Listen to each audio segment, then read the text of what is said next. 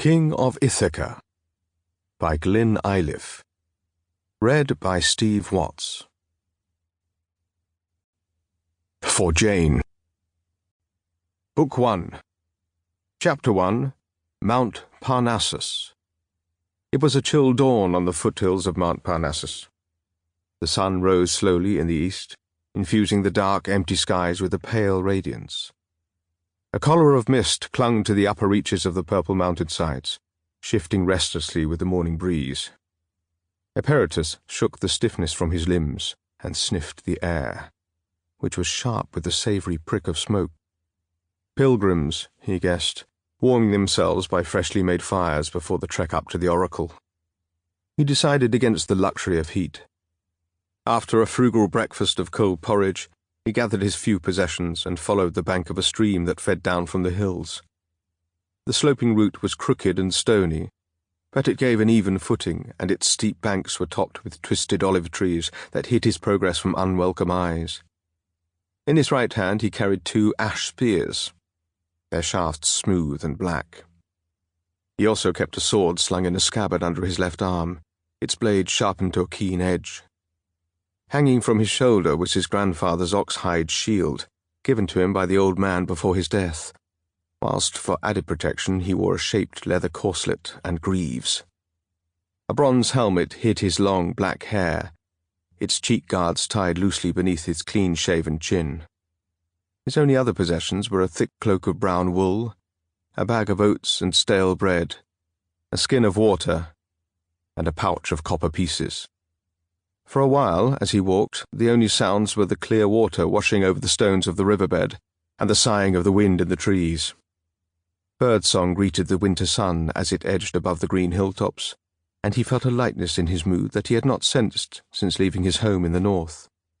The journey to Mount Parnassus had taken several days, during which he had walked alone with sombre thoughts, pondering the fateful events that had forced him from his home. But now, with his goal only a few hours' march away, his spirits were reviving with every step. His peace was suddenly disturbed when harsh shouts erupted from the other side of the river, followed by the angry clash of weapons. Men cried out in fear and confusion before, as suddenly as it had occurred, the din of combat ceased and left a ringing silence in its wake. Like most young Greek nobles, Eperitus had been taught to fight from an early age, and this training came to the fore as he crouched low and glanced about himself, his spears clutched tightly in his sweating palm. Taking up his shield by its hand grip, he strained his ears for further sounds of battle. Although he had yearned to see combat for as long as he could remember, as battle lurked unseen amidst the troughs and swells of the landscape opposite, he felt his mouth grow dry and the blood pump thicker through his veins. He took a moment to calm his nerves, then splashed across the riverbed and threw himself down against the bank, his heart rampaging against the hard earth. Crawling cautiously up the slope, he eased into a position where he could spy on whatever waited beyond. Before him lay a broad bowl scooped out of the rocky landscape, filled with scrubby grass and circumvented by a low ridge. In the centre were the remains of a disturbed camp, the ashes of an extinguished fire, some wooden dishes, and a few trampled cloaks. 2 bands of warriors faced each other across the debris, waiting in taut readiness for a movement from the others. The smaller group, whose camp had been attacked, had formed a line of perhaps a dozen shields. They were half-dressed and had obviously armed in a hurry, but were organized and ready to defend themselves. At their center, casually wiping blood from the point of his spear, stood a short and powerful warrior with a chest as broad as his shield and muscular arms that looked strong enough to break a man's spine. He was clearly of noble blood and stared at the opposing force with disdain, his eyes calm and untouched by fear. Facing him were fully 20 men standing in a line with the sun glinting on their raised spear points. They were too well armed to be bandits, so could only be deserters from the war in Thebes, where a siege was raging only a short march away. They had lost their discipline and looked haggard and weary. Their armour was scarred and covered in dust. Some men bore the wounds of recent battles, and all looked as if they had not slept for days. Already one of them lay face down in the dirt. Standing head and shoulders above them all was their champion. A colossus with a booming voice, he strode about, shouting crude challenges to the nobleman. "Your father's ghost rots nameless in Hades, and your mother whores to feed her starving belly. Your children suckle at the breasts of slaves, while your wife ruts with swineherds. And as for you," he snapped his fingers in derision, "I'll be stripping that armor from your dead body before breakfast." The giant's insults received no response from his stocky opponent, who remained indifferent to the tirade. Eperitus, however, had heard enough. Driven by his hatred of deserters, and of all men who had surrendered their honor, he leapt to his feet on the top of the ridge and thrust one of his spears into the dirt by his sandals. Kissing the shaft of the other, he drew back his arm and launched it with all the momentum his body could command. A moment later, it thumped into the spine of the foul-mouthed braggart, sending his vast bulk crashing forward into the dead fire. His thick fingers clawed furrows through the ashes as, with a final curse on his lips, his open mouth gushed blood over the blackened stumps of wood.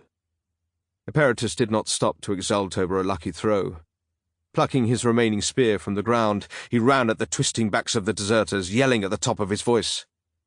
Leaderless and taken by surprise, they dissolved into confusion before him. A spear was hurriedly thrown from one flank, but the aim was poor and the missiles skimmed the ground before his feet. Then 3 men in the center of the group hurled their own weapons in another hasty attack. One split the air over Eperitus's head. The second clattered off the thick hide of his shield. The point of the third glanced off his left greave, crushing the leather against his shin bone.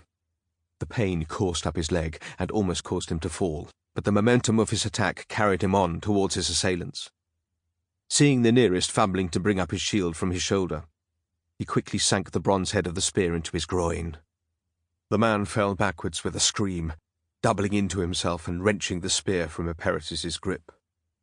At once his 2 comrades drew their swords and rushed to attack, yelling with fear and anger as their weapons crashed against Eperitus's shield. He fell back before the onslaught, somehow keeping a grip on the heavy oxhide as he held it out against their repeated blows. Meanwhile, with his free hand, he tried desperately to pull his sword from its scabbard, knowing that his death was surely but a heartbeat away. At that moment, the rank of men he had rushed to help cast their own spears into the disarrayed ranks of their opponents, laying several out in the dead grass. Then they raised their swords and charged across the gap that separated the 2 sides. Eperitus's attackers threw fearful glances over their shoulders, uncertain whether to rush to the help of their friends or to finish the newcomer first. Their indecision was an opportunity Eperitus did not waste. Tugging his sword free, he swung the obsessively sharpened blade in a wide arc around the side of his shield, shearing the leg off one of his enemies from above the knee.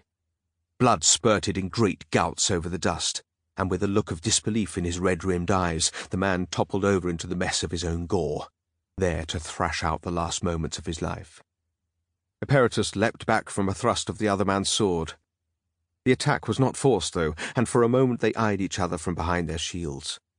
The surviving warrior was much older than Eperitus, a greybeard with the marks of previous battles on his face and body. It was also obvious that he had come to the limit of his endurance. His bloodshot eyes were fearful and desperate, pleading for mercy. But Eperitus knew that if he lowered his guard for one moment, this same enemy would happily strike him down and send his ghost to the ignominious death the young soldier feared above all. Breathing heavily, he gripped the leather-bound handle of his sword more firmly, turning his knuckles white. The ringing of bronze against bronze came from nearby, punctuated by shouting and the screams of the wounded. His opponent looked nervously over his shoulder, and in that instant, Eperitus sprang forward, knocked the man's shield aside, and hacked his sword down through his ear and into the skull. He tugged the blade free and with a second, heavier swing, cut off his head. By this time a new leader had gathered what remained of the deserters into a knot on one side of the hollow, where they struggled to hold off the attacks of their more disciplined opponents. Almost immediately another of their number fell, writhing in the dust, struck down by a strong and stern-faced man, worn by age, battle, and the elements. His grey hair and beard were long like a priest's, his armour old-fashioned but full. He used his shield to force Sample complete. Ready to continue?